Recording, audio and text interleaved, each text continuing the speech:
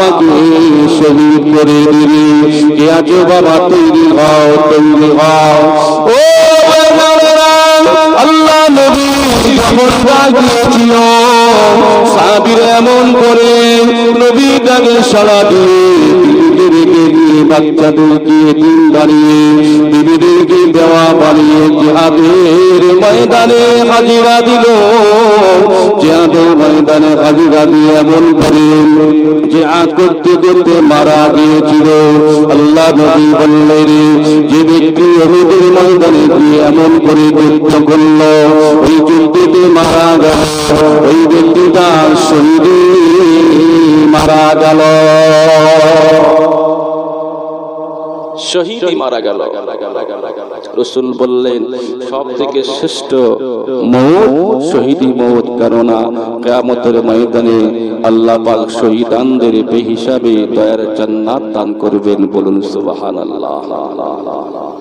যে সেই জন্য করে আমরা দোয়া করি না, যখন দোয়া করি যে আল্লাহ মরণ তো হবে, মরে তো যাব, আল্লাহ কোন হালতে মরব, তবে আল্লাহ আমার মৃত্যুটা শহীদি মৃত্যু দিও। এই দোয়া করেন তো নাকি? আল্লাহ মরে তো যাব, মরণের সময় যেন কলেমা পড়তে পড়তে মরি। আল্লাহ পবিত্র জুমার দিনে জুমার রাতে মৃত্যু দিও, পবিত্র রমজান শরীফের মাসে মৃত্যু দিও। এই দোয়া তো করি আমরা নাকি? কারণ এই দিনের একটা ফজিলত আলাদা।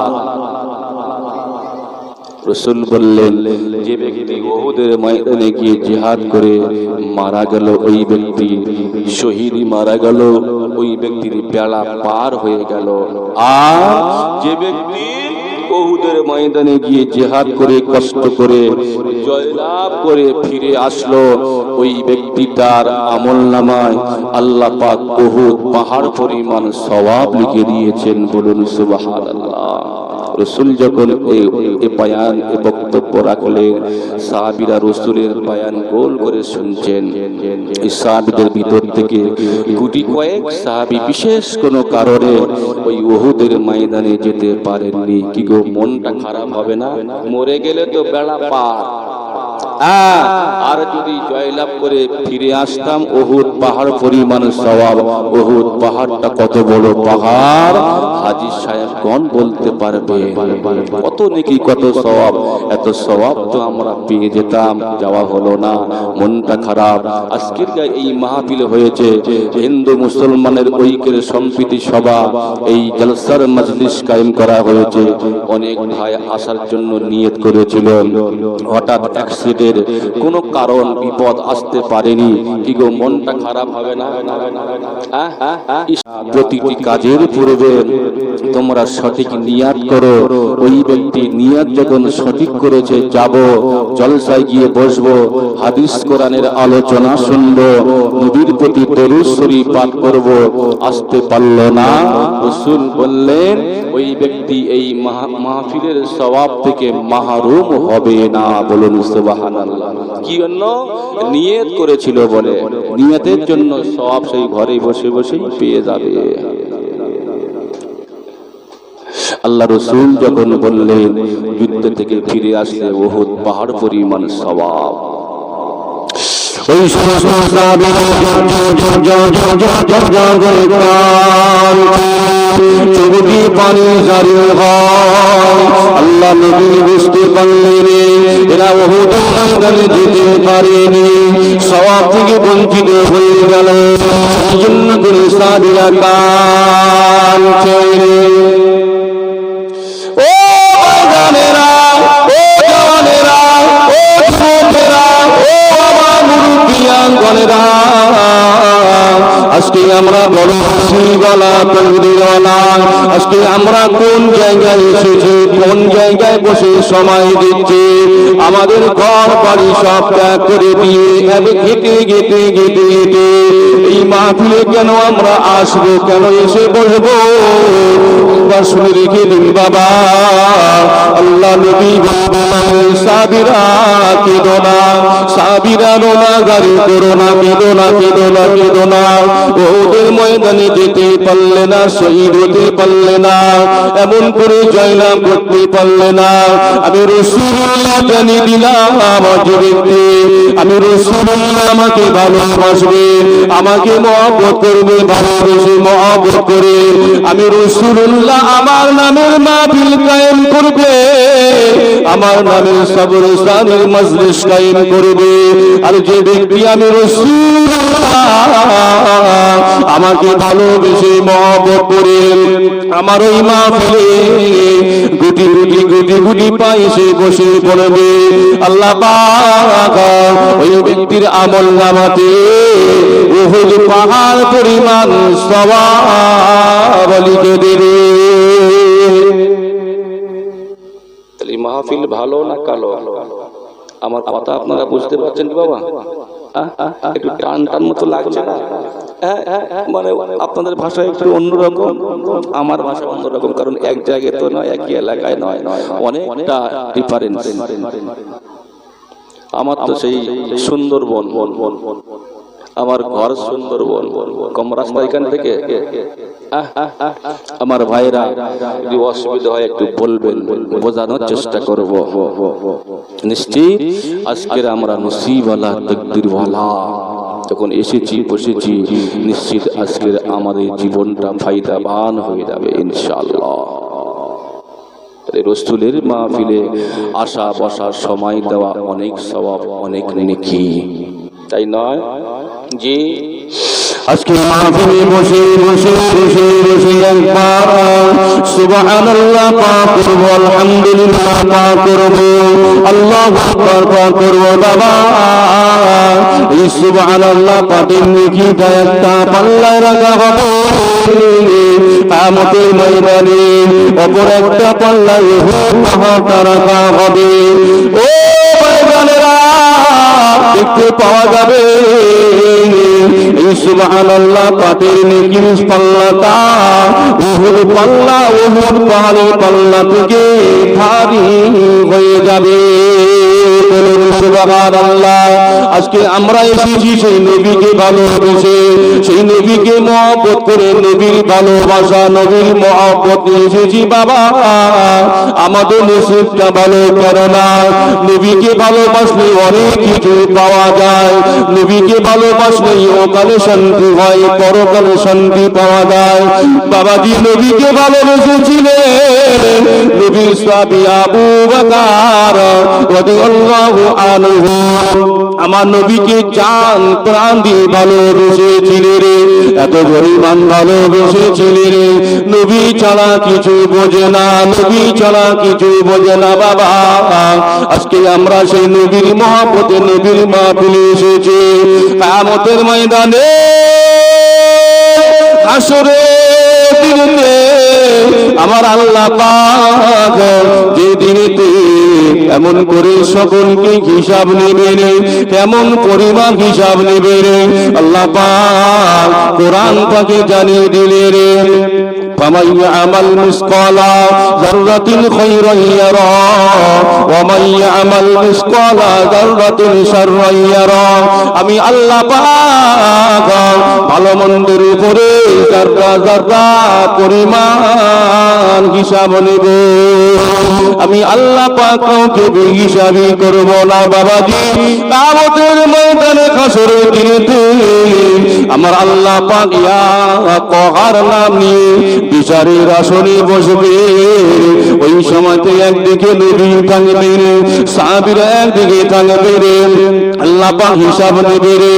নবী এমন করে বলতে লাগবেন, আজকে দিলে কোন ব্যক্তি সর্বপ্রথমে আল্লাহর কাছে যাবে, কোন ব্যক্তি আল্লাহর কাছে যাবে, গিয়ে প্রথমে হিসাব দেবেন কাকে পাঠানো যায়।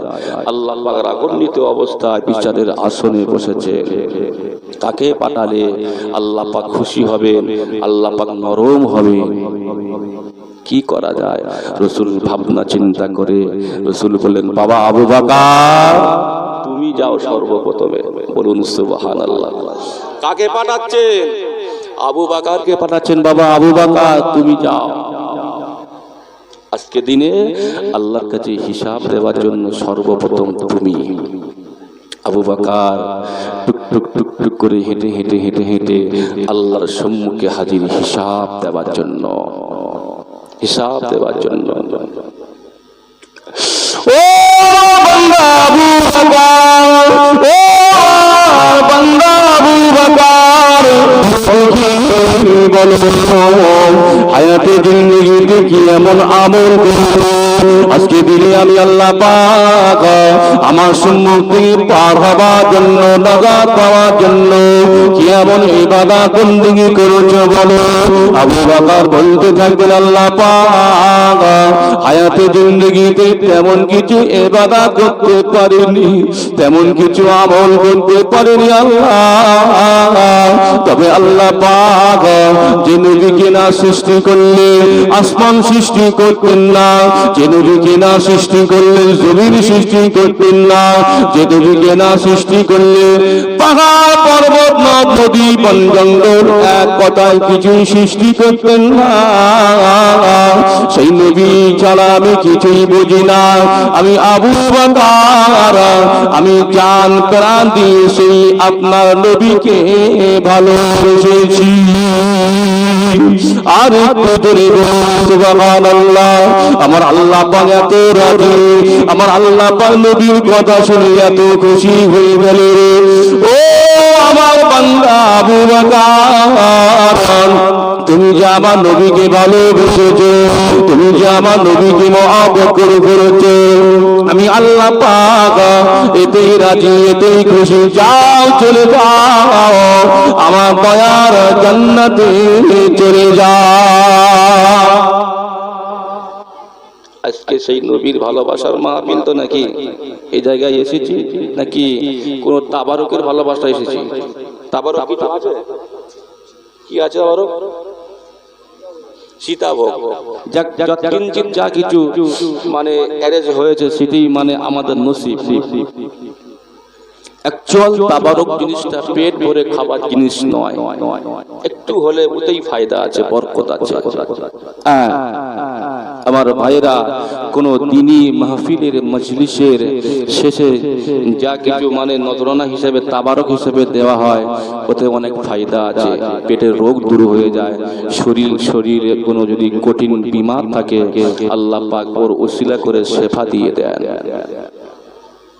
আজকের সেই মাহফিলে সেই ছোট্ট আকারে মানে আপনাদের মানে মানে হাদিয়া স্বরূপ দেওয়ার জন্য সীতাভোগ করা হয়েছে। আপনারা খুশি না বেজার?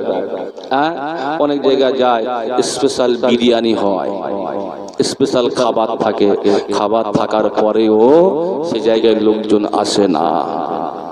কিন্তু আজকের খাবার না দেওয়ার পরেও, পেট ভরে খাবার না দেওয়ার পরেও আপনারা ঘর বাড়ি ছেড়ে দিয়ে এই জায়গায় এসে বসেছেন। উদ্দেশ্য টার্গেটটা কি? নবী পাবো, তাই তো? নবীর ভালোবাসা, নবীর মহব্বত। নিশ্চিত আজকের নবীর মহব্বতটা আমার জন্য নাজাতের একটি ওসিলা হয়ে যাবে, বলুন ইনশাআল্লাহ।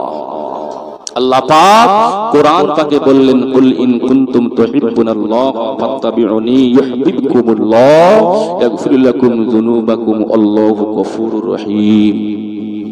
হে আমার হাবিব, আপনি জানিয়ে দেন আপনার কোন উম্মতি যদি আমি আল্লাহ পাক আমাকে পেতে চায়, আমাকে ভালোবাসতে চায়, সর্বপ্রথমে ফাত্তাবিউনি, আপনাকে ইত্তেবা করে, অনুসরণ করে, অনুকরণ করে, আপনাকে ইত্তেবা অনুকরণ করলে ইউহিব্বুকুমুল্লাহ, আমি আল্লাহ পাক আমাকে ভালোবাসা হবে। আজকে বসেছি নিশ্চিত রসুলের ভালোবাসায়। রসুলের ভালোবাসা মানে আল্লাহর ভালোবাসা। যখন আল্লাহ পাকের ভালোবাসা হবে, আল্লাহ পাক পরক্ষণে আমাদের জন্য ওয়াফা দিয়ে দিলেন, ইয়াগফির লাকুম যুনুবাকুম আল্লাহু গফুরুর রহিম। আমি আল্লাহ পাক আমার নাম রহমান, আমি আল্লাহ পাক আমার নাম রহিম, আমি আল্লাহ পাক আমার নাম গফফার, আমি আল্লাহ পাক আমার নাম গফুর।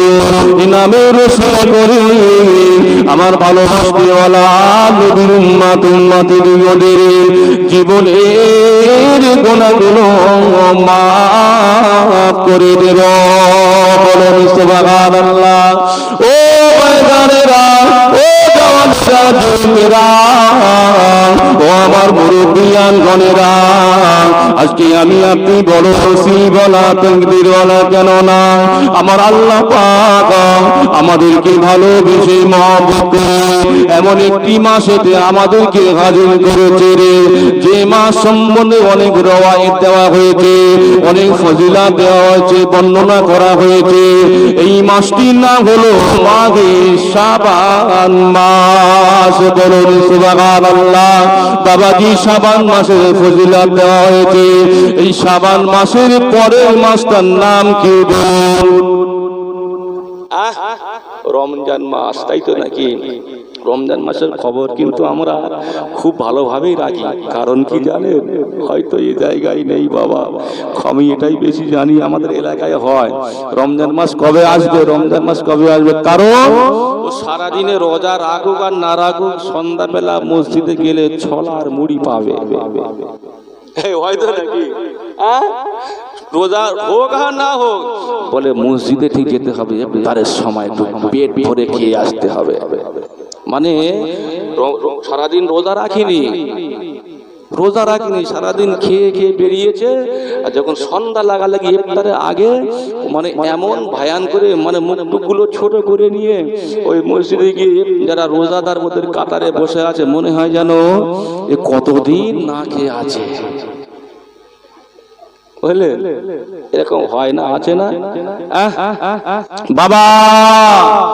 রমজান মাসের হিসাব রাখবেন এই কারণে, রমজান মাসটা হলো নিয়ামতপূর্ণ মাস, রমজান মাসটা হলো বরকতের মাস, রহমতের মাস, মাগফিরাতের মাস, নাজাতের মাস। বলুন সুবহানাল্লাহ। রমজান মাসে এক টাকা দান করলে 70 টাকা, কেউ বলেছেন 100 টাকার দানের সওয়াব পাওয়া যায়। রমজান মাসে আপনি এমন করে এক রাকাত নামাজ পড়লে 100 রাকাত নামাজের সওয়াব পাওয়া যাবে। রমজান মাসে নফল নামাজ পড়লে ওই নামাজটা নফল হয় না, ফরজের সওয়াব আল্লাহ আপনার কিনা ফরজের সওয়াব আল্লাহ পাক আমলনামায় লিখে দেবেন। বলুন সুবহানাল্লাহ। রমজান মাসের ফজিলত অনেক। তবে বাবা, এই যে মাসে আমরা এসেছি, এর আগের মাসটার নাম কি বলেন? চলে গেছে যে মাসটা, কি নাম জানেন? মুসলমান হিসাবে আমরা কিন্তু এই জায়গায় মানে একটু কমজোরিতা দেখায়। যদি বলা হয় বাংলা কি মাস, এক বাক্যে বলবো ফাল্গুন মাস, তাই তো নাকি? ইংরেজিতে কি মাস? ফেব্রুয়ারি মাস। আরবি মাস কি? বলে হুজুর ওটা আপনি বলে দেন, ওটা জানা নেই। জি, মসলাতে বলা হয়েছে ইমানদার মুসলমানদের উপরে আরবি মাস গণনা করা ফরজে কিফায়া। হিসাব রাখতে হবে। আপনি ইবাদত করবেন, কোন মাসে কি ইবাদত কি আছে না আছে, যদি মাস আপনার জানা না থাকে ইবাদত কি করা যাবে? অতএব মাস আপনার আগে জানতে হবে। বাংলায় যেমন 12টি মাস, ইংরেজিতে ওই রকম 12টি মাস, তেমনি আল্লাহ পাক আমাদের জন্য 12টি মাস দিয়েছেন। মুহররম, সফর, রবিউল আউয়াল, রবিউল সানি, জমাদিয়াল আউয়াল, জমাদিয়াল সানি, রজব, শাবান, রমজান, শাওয়াল, জুলকাদ, জুলহজ, 12টি মাস। আমরা যে বাংলাতে এমন করে দিন গণনা করি না, ছোটবেলায় পড়েছিলাম 7 দিনে 1 সপ্তাহ। বাংলায় বলে রবিবার, সোমবার, মঙ্গলবার, বুধবার, বৃহস্পতিবার, শুক্রবার, শনিবার, তাই তো? এর ইংরেজিতেও আছে Sunday, Monday, Tuesday, Wednesday, Thursday, Friday, Saturday, নেই? আছে। এই রকম আরবিতেও আছে, আরবিতেও আমাদের জানতে হবে। জি আমার ভাইয়েরা, আমার জওয়ানেরা, যুবকেরা, মুরব্বিয়ান গণেরা, আমরা একটু বোঝার চেষ্টা করি, আমরা শুনি, আমলের চিন্তা একটু বেশি পরিমাণ করি। চিন্তা ফিকির যদি আপনি না করি, সারা জীবন ওয়াজ নসিহত শুনছি, কিন্তু যদি আমরা বাস্তবে রূপ না দিতে পারি, আমরা কিন্তু নাজাত পেতে পারি না। এর আগের মাসটা হলো এমন করে আপনার কি মাস? রজব মাস। রজব মাসে একটি ঘটনা আল্লাহ পাক ঘটিয়েছিলেন, সেটা কি জানেন? 27শে রজব, যাকে এক কথায় আমরা বলি বিশ্ব নবীর মেরাজ, তাই না? বিশ্ব নবীর মেরাজ কেন হয়েছিল? আল্লাহ পাক আমাদের সেই নবীকে ডেকেছিল আল্লাহর সঙ্গে কথা বলার জন্য। কেন? বিশ্ব নবীর মেরাজের কথা আমরা অনেকে জানি, অনেকে জানি। হ্যাঁ, সাতবক আসমান ভেদ করে আল্লাহর সঙ্গে কথা হয়েছিল, জান্নাত জাহান্নাম আল্লাহ পাক দেখিয়েছিলেন। কেন? এটা তো সব জানি, কিন্তু হয়েছিল কেন? হয়েছিল কেন বাবা? এই বিশ্ব নবীর মেরাজ কেন হয়েছিল একটু বলবো কি? আমি একটু বলবো। কে কে শুনবেন না হাত তুলে দেখান। আপনারা শুনবেন না? ও শুনবেন, দেখি কে কেমন শুনবেন, হাত তুলে তাকবীর দেন তো। নারাই তাকবীর, নারাই তাকবীর। এ ভাব খারাপ বলে হুজুর ছেড়ে দেন না, বাড়িতে গিয়ে একটু কেতা বালিশের সঙ্গে মহব্বত করি, মানে শুয়ে পড়বে, আর ভালো লাগে না। জি সত্যি আমার এটি খুব ভালো লাগছে যে আজকের আমার হিন্দু ভাইয়েরা আমাদের আপনাদের সঙ্গে সাথ দিয়ে একসঙ্গে কাঁধে কাঁধে কাঁধ মিলে একটা সম্প্রীতি সভা ডেকেছেন, করেছেন। খুব আমার ভালো লাগছে এসে। আমার ভাইরা, এই সম্প্রীতিটা আল্লাহ পাক যেন মৃত্যু পর্যন্ত কায়েম রাখেন, বলেন আমিন। খবরদার, মানে সুসুরি কেউ নেবেন না, বিভেদ তৈরি করতে যাবেন না। আমি প্রথমেই বলেছি, হ্যাঁ, রক্ত এক, রক্ত আমার সাদা, ওনার লাল এ নয়। আমার রক্ত লাল, তার রক্ত লাল। জি, অতএব আমরা জানা বোঝার চেষ্টা করি, আমরা পরিবর্তন হয়।